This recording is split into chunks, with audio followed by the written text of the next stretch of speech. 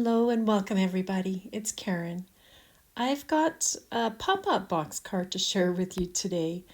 I had die cut these pansies and colored them in with Copic markers, and I wanted to put them in a pop-up box. Now these are the two designs I've had before, and I've had them in another video which I will list below, but neither one of these quite suited what I wanted to do with these pansies. I wanted them to be spread across, but also to go up like the one on the left.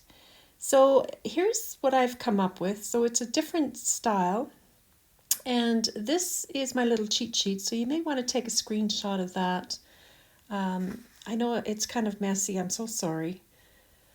But let's go through it together. The hardest part, possibly, nothing's hard about this really, is this little piece here, the sides. So I have a piece that is 3 3/4 inches long by 2 1/4 inches tall. And all I'm going to do is my ruler, if you have this ruler, it's 1 inch wide. So on one side, you're going to mark 1 inch, and then from the top, I'm marking 1 inch down on the other side. So that will give me a 1 inch mark from the top and the bottom, but on opposite sides. And I'm just marking this a little bit better for you so you can see it. And all we're going to do is connect those two sides. So long as you cut a piece of cardstock that is the right size, this will work. And then I just use my scissors to cut that. You could put it on your trimmer and cut it, of course, but that will give you two matching sides.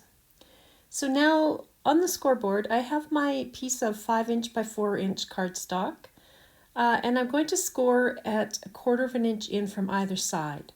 I should also mention I'm using fairly sturdy cardstock. I think this is 100-pound, but I often will do this with 110-pound cardstock. Now my two side pieces are only going to get scored along the long edge, and it's again 1/4 inch in, and that will just be where the flap will go to attach it to the back. So I'm just rotating that one around just to get it lined up at the edge and scoring 1/4 inch in.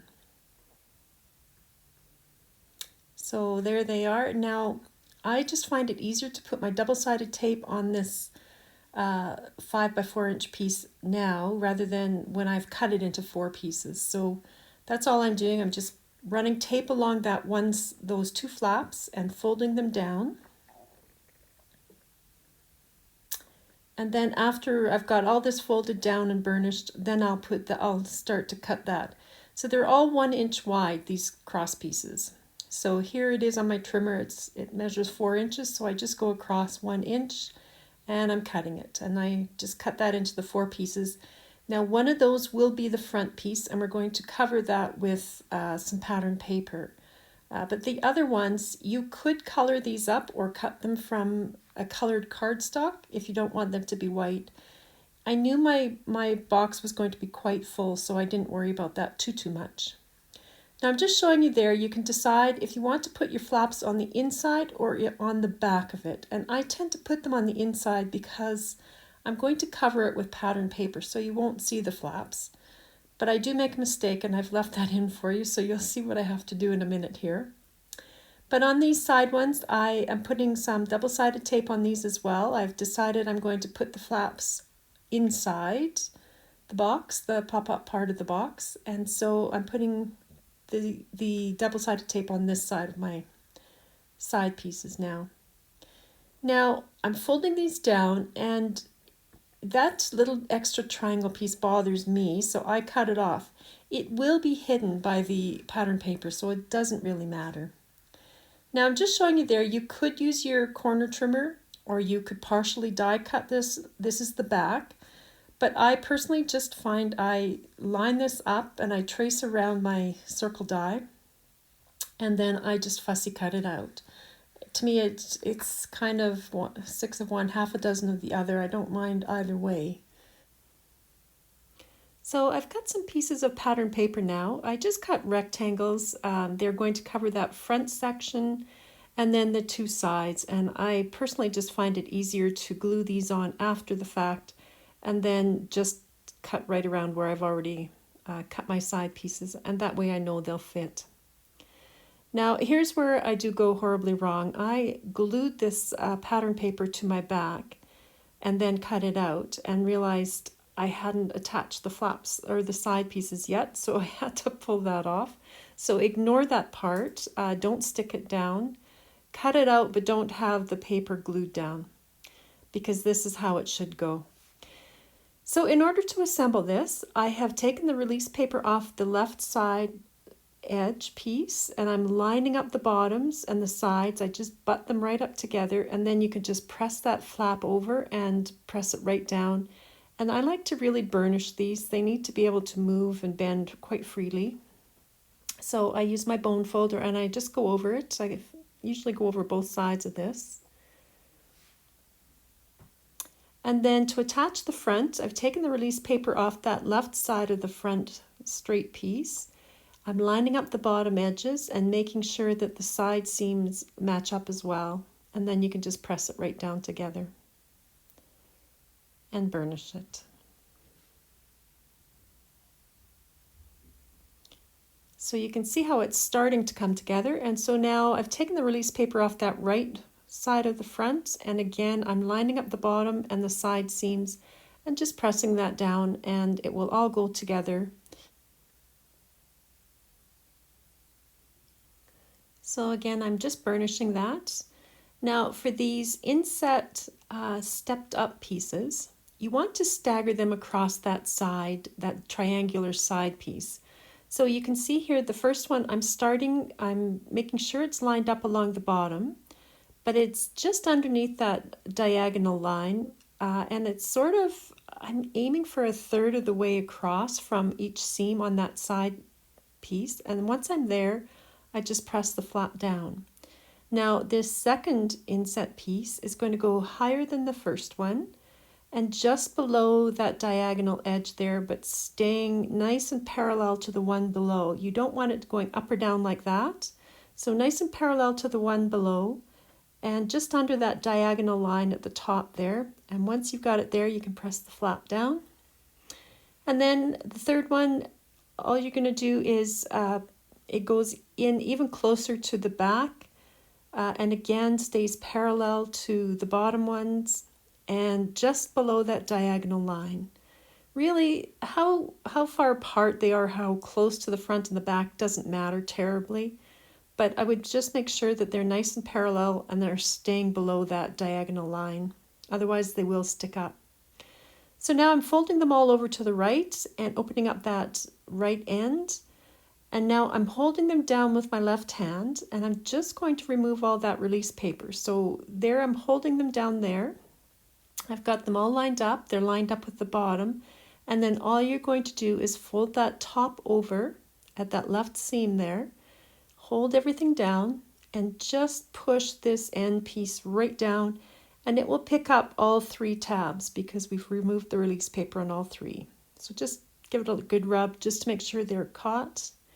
And then you should have all of your tabs in exactly the right place. So then for this last one now, to attach the side, we're going to fold that tab under and then remove that release paper. And then you just want to make sure your bottom is lined up, which is now at the top there, and that the side flap lines up with the edge of the back. So I'm just tucking that in there a little bit, and then just press it down. Make sure it's really firmly attached.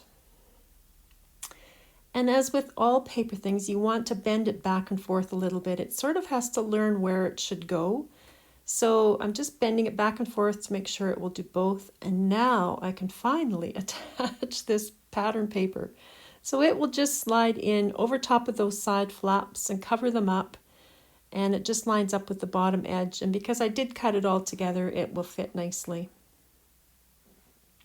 So you can see here the inset pieces are white. So if you wanted that to be, I don't know, green grass or something, you could cut some, use a border die and cut some grassy border sections. They don't have to be straight like this. Whatever suits the kind of card that you're making. There's lots of room to write on the back, so it's a fairly nice size. Okay, so I've got some little strips of acetate here. They're about 1/4 of an inch wide, I would say, and I've put little pieces of double-sided adhesive tape on them.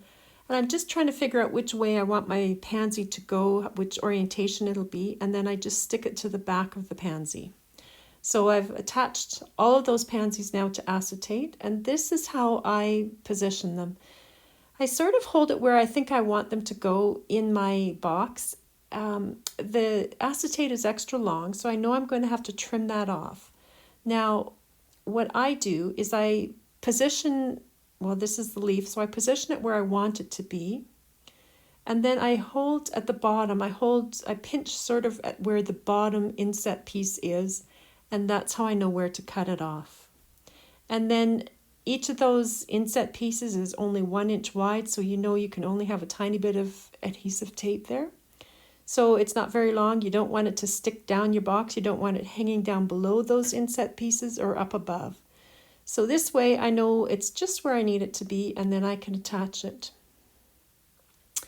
And then you want to be sure that when your box is folded down to go in an envelope, things are not sticking way out past where your envelope will go. So I'm just kind of organizing these pansies right now, trying to get a vision of how it will all fit.